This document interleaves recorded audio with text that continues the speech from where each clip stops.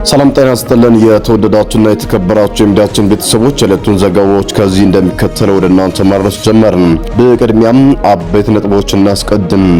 መከላከያ ኮሎኔልን በቁጥጥር ስር ያለው ብሏል። የአማራ ብልጽግና ደግሞ የኛ የጸጥታ አካል ነው የተያዘው ሲልም ገልጿል።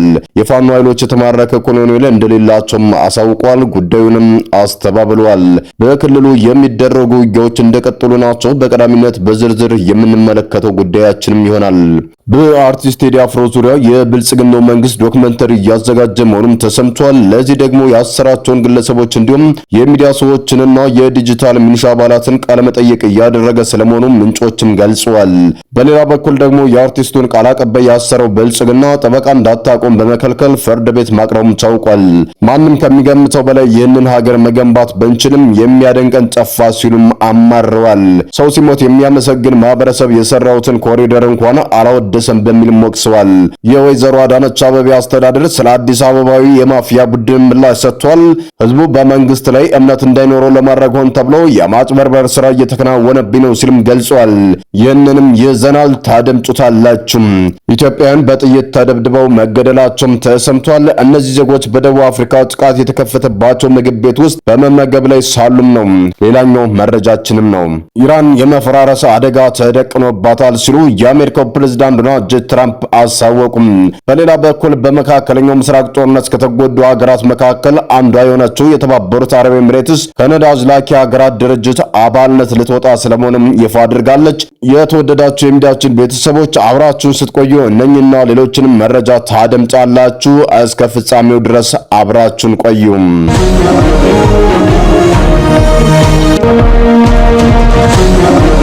በቅድሚያም መከላከያ ኮሎኔልን በቁጥጥር ስር አውያለሁ ብሏል። የአማራ ብልጽግና ደግሞ የኛ የጸጥታ አካል ናቸው የተያዙ ሲልም ገልጿል። የፋኖ ኃይሎች የተማረከ ኮሎኔል እንደሌላቸው ገልጸው ጉዳዩንም አስተባብለዋል። በክልሉ የሚደረጉ ውጊያዎች እንደቀጠሉ ናቸው። ከሰሞኑ የውጊያ ቀጠና ሆኖ በሰነበተውና በርካታ ተሳታፊ ኃይሎች በተዋጉበት ቆቦ ዙሪያ መካናይዝድ ኃይልና ታጣቂዎች ጭምር እንዲዋጉም ተደርገዋል። በዚህ አንድ ሳምንት ውስጥ ከላሊበላ አቅራቢያ እስከ ቆቦ አላማጣ ከዛም እስከ ዋርግብ ድረስ የነበሩ የተኩስ ልውውጦች የመከላከያ ሰራዊቱ፣ የራያ ማንነት ታጣቂዎች፣ የአማራ ክልል ሚኒሻ ፖሊስ ፓራ ኮማንዶች እንዲሁም የፋኖ ኃይሎች፣ የትግራይ ታጣቂዎችና የአገው ታጣቂ ኃይሎች በተለያየ መጠንና በተለያየ ስፍራ እየተሳተፉ ስለመሆኑ መረጃዎችም ያመለክታሉ። ብልጽግና በዚህ ቀጠና ከጎኑ ከቆሙ የክልል የጸጥታ ኃይሎችና ታጣቂ ቡድኖች ባሻገር የሰሜን ምስራቅ ዕዝ 11ኛ 13ኛና ሌሎች ኃይሎችን አሰማርቶም ይገኛል። በክልሉ ባለፉት 2 ቀናት የጥቃቶችና የውጊያዎች ማዕከል ሆኖ የተስተዋለው ሌላኛው አካባቢ ደግሞ የምስራቅ ጎጃም መርጦ ለማርያም ጨምሮ ባሉ ወረዳዎችና ከተሞች የነበረ ነው። በዚህ ድጓ ጽዮን፣ ፈለገ ብርሃን፣ ድቦምና ሰኞ ገበያ ከተሞች ጠንካራ የተባሉ ውጊያዎችና የካምፕ ላይ ጥቃቶችና ምርኮዎችም ተመዝግበዋል። የዚህ አካባቢ ውጊያን በተመለከተ የብልጽግና መንግስትም የፋኖ ኃይሎችም በየፊናቸው በመግለጫቸው አረጋግጧል። ዛሬ መነጋገሪያ ከነበሩ ጉዳዮች መካከል የሚጠቀሰው ደግሞ በቁጥጥር ስር ዋለ የተባለው የመከላከያ ሰራዊቱ የቀድሞ ኮሎኔል ጉዳይ ነው። የመከላከያ ሰራዊቱ የ11ኛ ዕዝ ምክትል አዛዥ የሆኑት ሜጀር ጀነራል ዘውዱ ሰጣርግም ነዋሪ አድርጎ ኮሎኔል አለሙ ሞላ የተባለ የቀድሞ የመከላከያ ሰራዊቱ አመራር የወቅቱ የፋኖ ቡድን አመራር በሰሜን ወሎ ዞን ከራና አካባቢ በቁጥጥር ስር አዋልኩት የሚል መግለጫን አሰራጭቷል። ሰራዊቱ ባደረኩት ኦፕሬሽን ነው ይህንን የሰራዊት አመራር በቁጥጥር ስር የዋልኩትም በማለትም ያክላል። የአማራ ብልጽግና ደግሞ በኮሙኒኬሽን መስሪያ ቤቶቹ በኩል ኦፕሬሽኑን ያከናወነው የኛ የጸጥታ ኃይል ነው፣ የሰላም አስከባሪ አባላት ናቸው የያዙት የሚል መግለጫ ነው ያወጡትም። ይህን ብልጽግና ያስኩት ማረኩት በሚል በሁለት የተለያዩ አካላት በኩል የሚገልጹት ወታደራዊ አዛዥን በተመለከተም ምላሽ የሰጡት የፋኖ ኃይሎች ደግሞ ኮሎኔል አለሙ ሞላን በፋኖ ኃይሎች ውስጥ ምንም አይነት ኃላፊነት የሌለውና 2016 ዓመተ ምህረት ክረምት ጀምሮ እያደረግነው ባለው የትግል እንቅስቃሴ ላይ ያልነበረ ሀብሮ ወረዳ ግራና ዙሪያ ልዩ ስሙ ወራርባ በተባለ ቦታ ላይ ትዳር መስርቶ እየኖረ የነበረ ነው በማለትም ገልጸዋል። ኮሎኔሉ ከሁለቱ ተፋላሚዎች ወገኖች ውጭ ሆኖ የግል ሕይወቱን እየኖረ ባለበት ያገዛዙ ሰዎች ለፕሮፓጋንዳ መጠቀሚያ አድርገውታል ሲሉም አሳውቀዋል። የፋኖ ኃይሎች ቃል አቀባይ ስለ ጉዳዩ ሲገልጹም የክልሉ ብልጽግናና የአብይ አህመድ መከላከያ በመጀመሪያ ተስማምታችሁ ሄዳችሁ ሲሉም በሩ ላይ መደበኛ ኑሮውን የሚኖረው ግለሰብ እኔ ነኝ ያዝኩት ግብ አትግቡ ይሉና ነገር ግን በክልሉ ሚሊሻም ሆነ በአብይ አህመድ ሰራዊት በኩል የተማረከ የፋኖ ኮሎኔል የለም በማለትም አስፍሯል። በተያዘ መረጃም ወደ ሌሎች መረጃዎች ስናልፍ በቴዲ አፍሮ ዙሪያ የብልጽግናው መንግስት ዶክመንተሪ እያዘጋጀ መሆኑ ተሰምቷል። ለዚህ ደግሞ ያሰራቸውን ግለሰቦች፣ የሚዲያ ሰዎችን እንዲሁም የዲጂታል ሚሊሻ አባላትን ቃለመጠይቅ እያደረገ ስለመሆኑ ምንጮችም ገልጸዋል። በሌላ በኩል የአርቲስቱን ቃል አቀባይ ያሰረው የብልጽግና ጠበቃ እንዳታቆም በመከልከል ፍርድ ቤት ማቅረቡም ታውቋል። በአርቲስቱ ሳቢያ በአገዛዙና በዙሪያው ባሉ አካላት በኩል የሚሰጡ ሰሞነኛ ማብራሪያዎች መነጋገሪያ ሆኖ መቀጠላቸውን መዘገባችን ይታወሳል።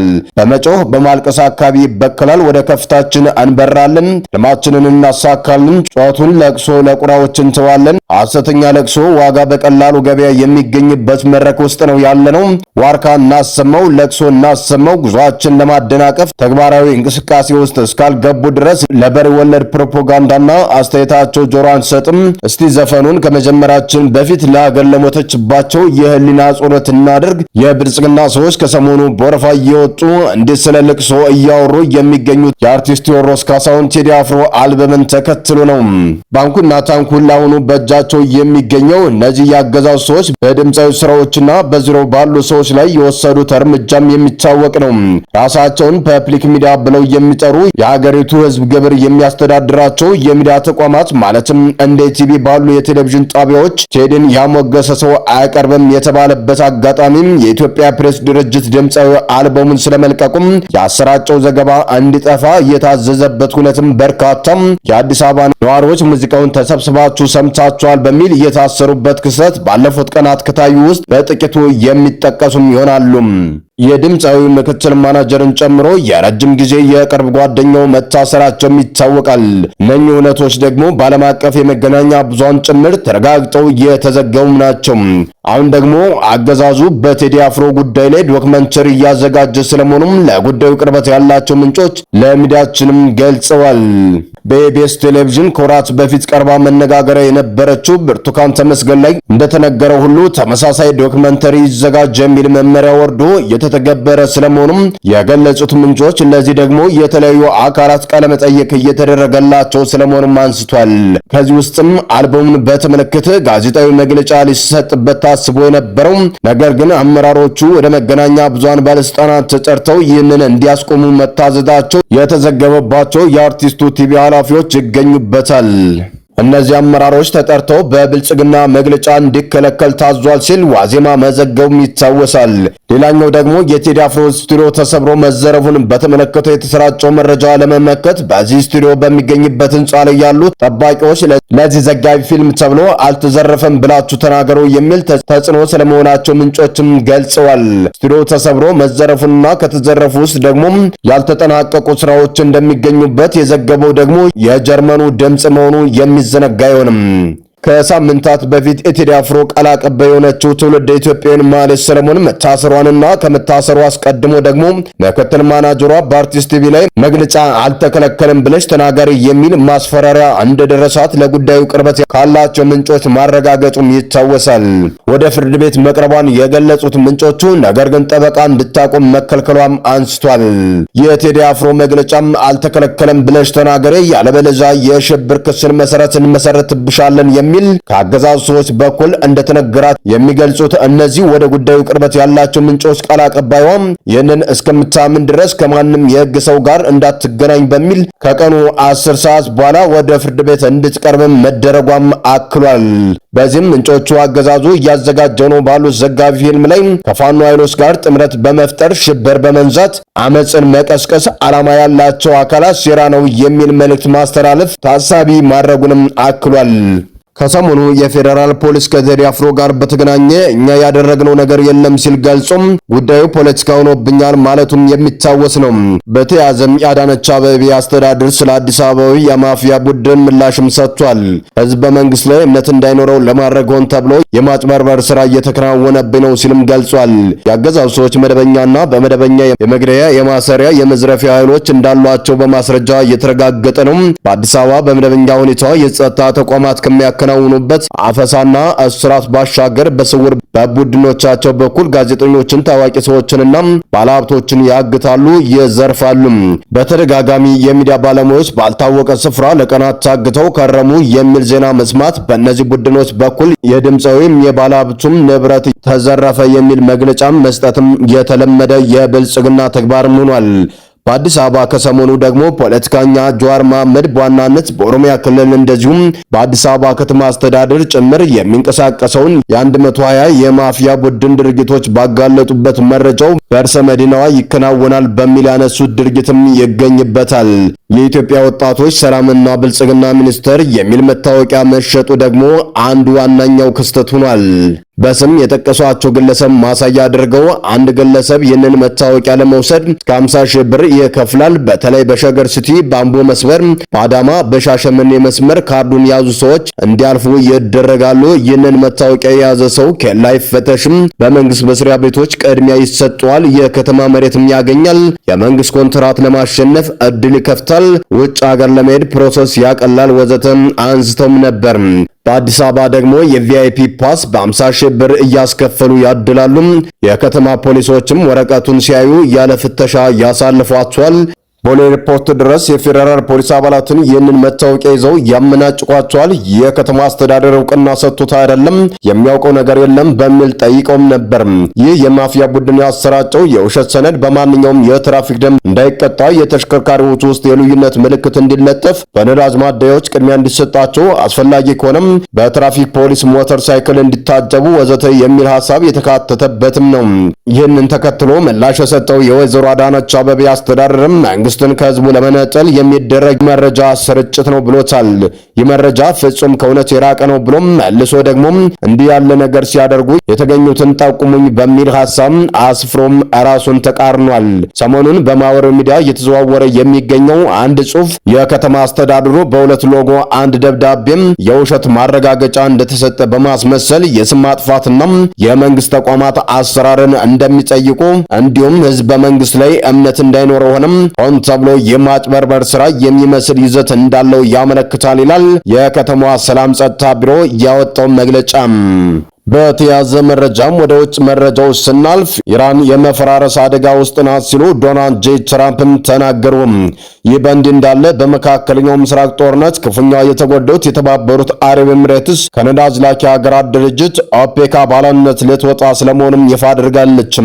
ኢራንና የአሜሪካ ጉዳይ ጦርነትም ሰላም በሌለበት በቆመ የድርድር ሁነት ውስጥ ነው። የአሜሪካው ፕሬዝዳንት ዶናልድ ጄ ትራምፕ በዚህ ወቅት በሰጡት መግለጫም የኢራን መንግስት በአሁኑ ወቅት ሀገሪቱ በመፈራረስ ላይ ያለችበት ሁኔታ ላይ እንደምትገኝ በይፋም እንዳሳወቀቻቸውም ገልጸዋል።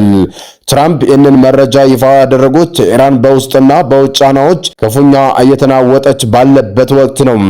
እንደ ፕሬዝዳንቱ ገለጻ ከሆነ ኢራን ያጋጠማትን አስቸጋሪ ሁኔታም ለአሜሪካም ገልጻላታለች። ይህ በትራምፕ መፈራረስ ተብሎ የተገለጸው ደግሞ በአገሪቱ የነገሰው ከፍተኛ የዋጋ ንረት፣ የብረት ንረት፣ ኤክስፖርት እገዳና በቅርቡ በመሰረተ ልማቶቿ ላይ እየተፈጸሙ ያሉ የአየር ድብደባዎች ያስከተሉት ውጤት ነው ተብሏል።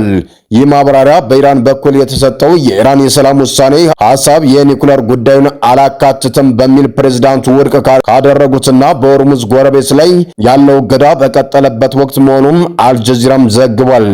በሌላ በኩል ዶናልድ ጄ ትራምፕ ይህንን መረጃ ይፋ ማድረጋቸውን በቴህራን ላይ የሚያደርጉትን ተጽዕኖ ለማሳጠር በማለት ነው የሚሉትም በርካቶች ናቸው።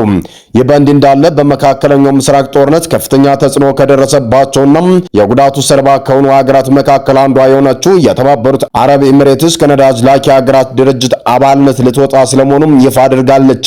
ውሳኔው ከአውሮፓውያን ግንቦት 1 ቀን 2026 ዓ.ም ጀምሮ ተግባራዊ የሚሆን ሲሆን ይህም ድርጅቱ አንድ አንጋፋ አባሉን እንዲያጣም ያደርገዋል።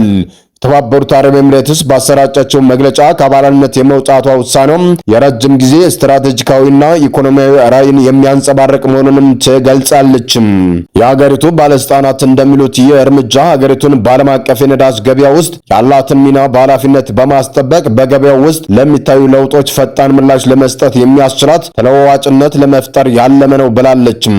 በተያዘ መረጃም ኢትዮጵያን በጥይት መደብደባቸው ተሰምቷል። እነዚህ ዜጎች በደቡብ አፍሪካ ጥቃት የተከፈተባቸው ሲሆን ምግብ ቤት ውስጥ በመመገብ ላይ ሳሉ ነው። በደቡብ አፍሪካ ጆሃንስበርግ በአንድ ምግብ ቤት ውስጥ ፊታቸውን የተሸፈኑ ግለሰቦች በፈጸሙት ጥቃት 3 ኢትዮጵያውያን በጥይትም ተገደሉ። ጉዳዩን መነጋገሪያ ሆኗል። ማክዶናልድ በተባለ የፈጣን ምግቦች መሸጫ ውስጥ ራት በመመገብ ላይ ሳሉ የተገደሉት እነዚህ ሰዎች የሱቅ ባለቤትና ሰራተኞች እንደሆኑም የሀገሪቱ ዜና ምንጮችም ዘግበዋል። ሌሎች 2 ናይጄሪያውያን በዕለቱ በጥቃቱ መገደላቸውም ታውቋል። ኢትዮጵያውያን ጥቃቱ የተፈጸመባቸው ጸረ ስደተኞች አስተሳሰብ አራማጅ ሆኑም ደቡብ አፍሪካውያን በስደተኞች ላይ እያነጣጠረም ተቃውሞ የሚያሰሙበት የሰልፍ ጥሪ በሚያደርጉበት ወቅት ነው። ሰላም ጤና ይስጥልን። የተወደዳችሁና የተከበራችሁ የሚዲያችን ቤተሰቦች ለሰዓቱ የነበሩን መረጃዎች እነዚህን መስሉ ነበር። በሌላ መረጃዎች እስከምንገናኝ በያላችሁበት ሰላም ቆዩልን።